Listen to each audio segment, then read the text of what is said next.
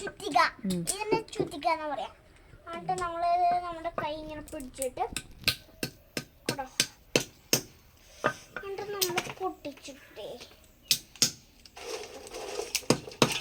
നമ്മുടെ ആ തൊണ്ട് കളയണം. തൊണ്ട് കഴിഞ്ഞിട്ട് ഇങ്ങനെ പരിപ്പ് എടുക്കണം. നമ്മളൊരു ബക്കറ്റിൽ ഇപ്പൊ പരിപ്പ് നിറച്ചിട്ടുണ്ട് കേട്ടോ. നോക്കൂ, ഇങ്ങനെ തല്ലി പൊട്ടിച്ചെടുത്ത പരിപ്പാണ്. തല്ലി പൊട്ടിച്ചില്ലെങ്കിലേ അത് കേടായതില്ലേ, നമുക്ക് ആ ബക്കറ്റിൽ തന്നെ ഇടാം. അവര് ഡാമേജ് നോക്കും.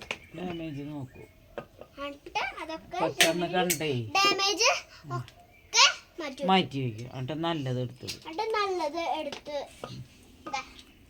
ഇങ്ങനത്തെ അതാണ് നല്ലത്. ഇതൊക്കെയാണ് നല്ലത്. ഏറ്റവും ബെസ്റ്റ് ക്വാളിറ്റി ഉള്ളത്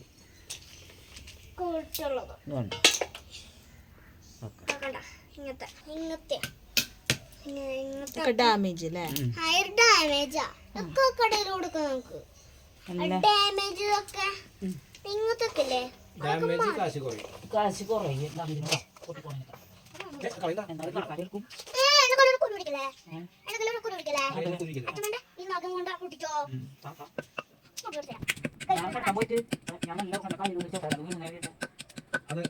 ചവിട്ടിയതല്ല അത് എൻ്റെ അടുത്തേക്ക് ഓടുന്ന.